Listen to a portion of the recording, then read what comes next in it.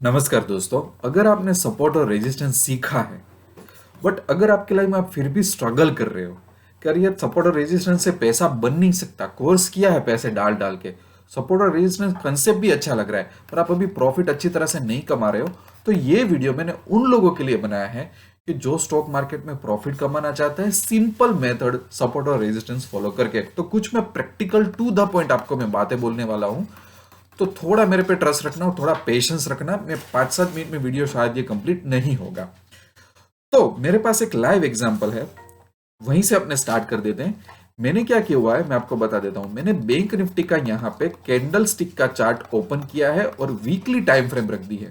मुझे अच्छी तरह से चीजों को एनालाइज करना हो, मुझे फ्यूचर और ऑप्शन में पोजीशंस लेनी हो सपोर्ट और रेजिस्टेंस के बेस पे, और अगर मैं देखना चाहता हूं कि मार्केट में क्या हो रहा है तो वीकली कैंडल आप पहले तो फॉलो करिए स्टडी करने के लिए, ठीक है। तो बैंक निफ्टी का वीकली कैंडल स्टिक ओपन कर लिया है। अभी रिसेंटली यहां पे क्या हुआ था, यहां पे आप ध्यान दीजिए तो आपको पता चलेगा। यहां पे मुझे दो कैंडल में सपोर्ट नजर आ रहा है। अगर मैं ऑब्जर्व करूं तो यहां पे पहले डाउन ट्रेंड था और बाद में मार्केट थोड़ा संभला। तो एक चीज मैं आपको बताना चाहता हूं कि यहां पे लो आया था 17075, 17075, और थोड़ा सा, सॉरी 17075 उसको मैंने हटा दिया पर रखना था। और यहां पे दूसरा लो मारा उसने 17005, 17005। बाद में देखो यहां से मार्केट ऊपर ही गया है। एक हमको सीख क्या मिलती है, जो लोग सपोर्ट और रेजिस्टेंस सीख के आते हैं वो लोग क्या करते हैं, एग्जैक्ट 17075 वो सपोर्ट हो गया। देखो आप ये नहीं कह सकते कि एसबीआई का स्टॉक का रेजिस्टेंस 410 पे ही है, नहीं, तो 415 जाके नीचे आ सकता है। इसलिए कई लोग फंस जाते हैं। ये ध्यान रखना है, सपोर्ट को आपको ध्यान नहीं देना है, सपोर्ट जोन बना लेना है, रेजिस्टेंस जोन बना लेना है, उसको कुछ परसेंटेज ऊपर नीचे मूव होने दो। मार्केट आपके कहने पे नहीं चलने वाला, ये सबसे बड़ी सीख। मैं ये सब आंसर क्यों दे रहा हूं, क्योंकि सपोर्ट और रेजिस्टेंस के नाम की मुझे व्हाट्सएप और ईमेल में क्वेरीज आती है। तो ये बात एक आप समझ लेना, ठीक है। सबसे पहले तो मैंने आपको ये बता दिया। अब जैसे बैंक निफ्टी है तो एक बार उसने 17075 का लिया और एक बार 170 ये सब नंबर आया मेरे पास। बैंक निफ्टी में 60 या 100 पॉइंट का ऊपर नीचे उसको होने दो, डायरेक्ट ट्रेडिंग में मत घुस जाओ वरना आप फंसोगे। तो सबसे पहले ये सीख मिल गई। अगर मैं इसको ऑब्जर्व कर रहा हूं तो मुझे पता चल जाएगा कि ये दूसरी बार यहां पे सपोर्ट ले रहा है, मतलब स्ट्रांग हो रहा है। उसके पीछे बाद में ग्रीन कैंडल जाके मार्केट उसको हाई तोड़ देता है, तो पता चल गया कि हाँ भाई मेरा तो हो गया पक्का इसमें।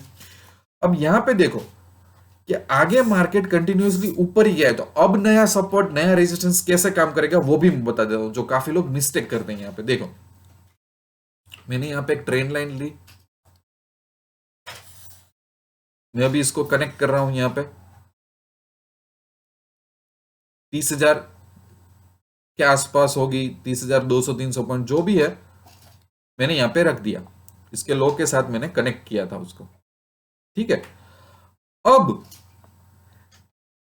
अभी भी मुझे लॉन्ग टर्म में ट्रेंड में बैंक निफ्टी अप ही दिखाई दे रहा है, क्योंकि यहां पे हायर हाई की पैटर्न बनी हुई है कहीं पे भी। हाँ, यहां पे जिस तरह से लास्ट दो कैंडल बनी तो उस तरह से बोल सकता हूं मैं कंसोलिडेटेड हो रहा है, थोड़ा शॉर्ट टर्म बेरिशनेस आ रहा है, पर लॉन्ग टर्म ट्रेंड लाइन को अभी उसने ब्रेक नहीं किया हुआ है। तो ये पहली हमको समझ में आ गई। अभी भी पिक्चर अभी बाकी है, देखो थोड़ा पेशेंस रखना। मैं यहां पे दूसरी अगर ट्रेंड लाइन बताऊं तो ये देखो, सबसे पहले उसने ये रेजिस्टेंस तोड़ा, इसलिए मेरा कंफर्मेशन हुआ। ये मेरा फर्स्ट सपोर्ट था, ये मेरा सेकंड सपोर्ट था। फिर उसने यहां पे रेजिस्टेंस तोड़ा और यहां पे रेजिस्टेंस तोड़ा उसने। तो यहां पे अगर मैं पोजीशन लेता तो मेरे पास R1 और R2 तो थे। अब R3 में ब्रेकआउट हुआ तो मैं बाई कर सकता था आराम से।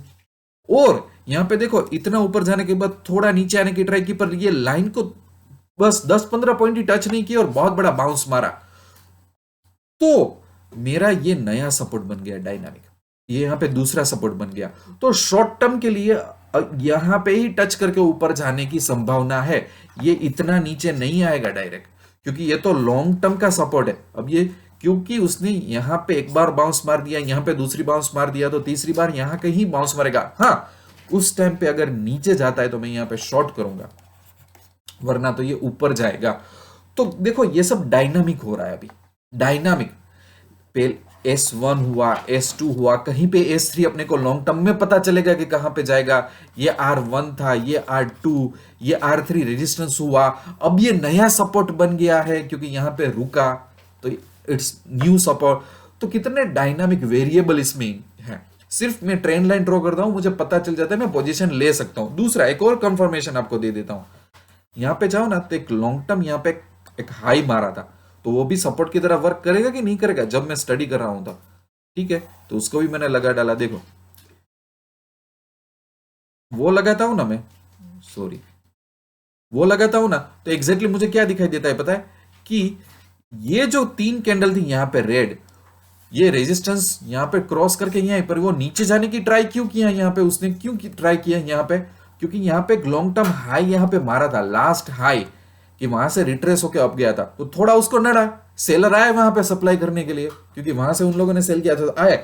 पर फिर भी क्योंकि यहां पे रेजिस्टेंस ऑलरेडी तोड़ चुका था, तो फिर भी बाहर आके मार्केट ऊपर कर गए। तो रिसेंटली उसने ये हाई भी निगल लिया है, समझ रहे हो। तो ये भी एक सपोर्ट बन सकता है, बट इतना ज्यादा कंफ्यूज होने की जरूरत नहीं है।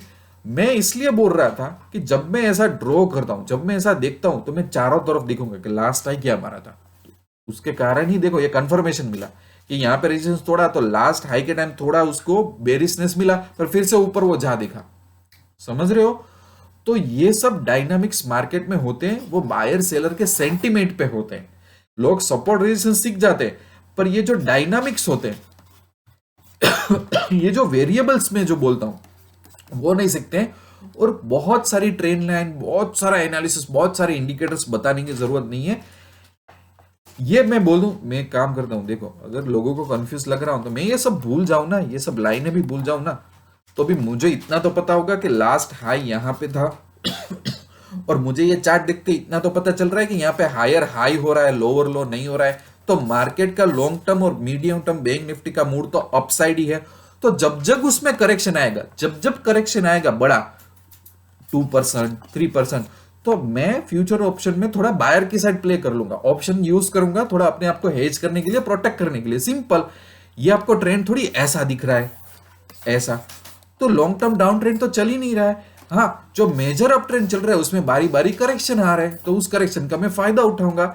ये देखने से ही पता चलता है। अगर किसी को ये ट्रेंड चैनल दौड़ना पसंद नहीं है, किसी को इतना सारा ये कंफ्यूजिंग लगता है, तो just watch the candlestick, understand the dynamic support और resistance level, and you can very well play the market. कुछ इतना डिफिकल्ट नहीं है। मुझे यहां से पता चल ही रहा है कि मार्केट में हायर हाई बन रहे हैं, लोअर लो नहीं बन रहे हैं। जब तक देखो ये फिर से एक मेजर हाई तोड़ के नीचे नहीं जाता, तब तक मैं नहीं बोल सकता कि फिर से डाउन ट्रेंड की शुरुआत हुई। उसके लिए उसको काफी सारे सपोर्ट उसके पहले तोड़ने पड़ेंगे, जो वो नहीं तोड़ने वाला है। तो इसके बेस पे अगर मैं ऐसा एनालिसिस हर स्टॉक में करूं तो पता चल जाता है। सिर्फ आपको थोड़े उसके डायनामिक्स का ध्यान रखना है।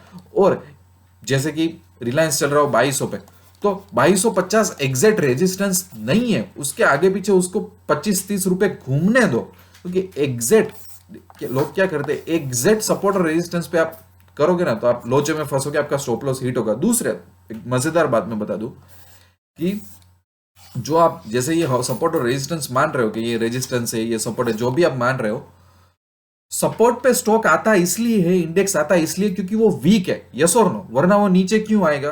तो वहां पे ऑलरेडी वीकनेस है, तो वहां पे कॉन्फिडेंट बायर मत बनो।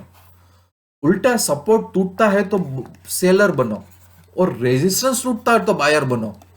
ज्यादातर लोग क्या करते हैं, सपोर्ट पे बाइंग करते, रेजिस्टेंस पे सेल करते, पर आप देखो कि कैसा प्ले हो रहा है। एक्चुअली रेजिस्टेंस तक स्टॉक या इंडेक्स क्यों आता है, क्योंकि वहां पे जोरदार बाइंग हो रही है, फिर उसको सेलर वीक करता है। तो उस टाइम पे ज्यादा मैं कॉन्फिडेंट तब होता हूं कि रेजिस्टेंस तोड़ता है, रेजिस्टेंस के ऊपर मार्केट क्लोज होता है, तो मैं एक्चुअली कॉन्फिडेंट बायर बन जाता हूं। और सपोर्ट के तोड़ता है, वो तोड़ने के टाइम मार्केट वो पॉइंट पे क्लोज होता है, तो मैं सेलर बन जाता हूं, क्योंकि वहां पे वीक है इसलिए तो सपोर्ट बन रहा है, और यहां पे स्ट्रांग है इसलिए तो रेजिस्टेंस बन रहा है। तो support is equal to buy and resistance is equal to sell is a wrong theory. वो काफी सारी चीजों पे डिपेंड करता है कि कितना वॉल्यूम उसको सपोर्ट करता है। बाकी तो आपको ये देखना है कि भैया भले ना इस तरह से भी सपोर्ट रेजिस्टेंस हो, एक्चुअली वो नीचे तभी जाता है ना कि तब सप्लाई ज्यादा होती है। भले यहाँ पे सपोर्ट हो, but I have to find out कि कितना स्ट्रॉन्ग सपोर्ट है, कि कितना स्ट्रॉन्ग सपोर्ट नहीं है, वो मुझे जानना पड़ेगा। इसलिए कई बार लोग ऐसा बोलते हैं कि सपोर्ट रेजिस्टेंस है तो ठीक है, और वो रट्टा मारा हुआ ज्ञान होता है। आप सेंटिमेंट देख के पोजीशन लो कि मार्केट में सेंटिमेंट क्या हो रहा है, तब आपको पता चलेगा। ऐसा S is equal to buy, R is equal to sell, ऐसा नहीं। देखो मार्केट में क्या गेम खेल रहे हैं, सेंटिमेंट क्या है, लास्ट हाई और लो क्या था, कैंडल्स अभी कैसी फॉर्म हो रही है, तब जाके आपको प्रॉफिट होगा। तो आई होप कि इतना नॉलेज, दूसरी आप पैटर्न स्टडी करो, थोड़ा आपको कॉन्फिडेंस आ जाए, 10% आपका नॉलेज इंक्रीज होगा तो उतना आपको प्रॉफिट होगा। दूसरा, पैसा तो बनेगा कि वेबसाइट पे जाओगे आप, तो मैंने 1 लाख रुपए पे कोर्सेज फ्री में डाले हुए हैं। एक एक कोर्स की वैल्यू 10-10, 15,000, 20,000 मार्केट में लोग ले रहे हैं, और ये मैंने कोचिंग के व्यू पॉइंट से समझाया। मैं चाहता हूं कि बंदा प्रॉफिट कमाए, ना तो उसके घर में डिग्री नहीं चाहिए अपने को स्टॉक मार्केट में। अभी टेक्निकल एनालिस्ट का कोर्स आज अपलोड करना था, पर अभी बाकी है, थोड़े मुझे को वीडियो बनाने, वो भी आ जाएगा, 1-2 और कोर्स भी यहाँ पे आ जाएंगे।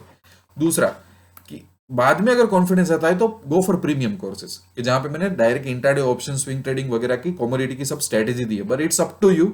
बट मेरा व्यू पॉइंट है कोचिंग का, मेरा व्यू पॉइंट टीचिंग का नहीं है। तो मुझे फीडबैक, सजेशंस देते रहना आप लोग, चैनल को सब्सक्राइब कर लेना, और भी अच्छे अच्छे वीडियो में प्रैक्टिकल टू द पॉइंट वाले में पोस्ट करता रहूंगा। Thank you very much, and I wish you lots of love and happiness.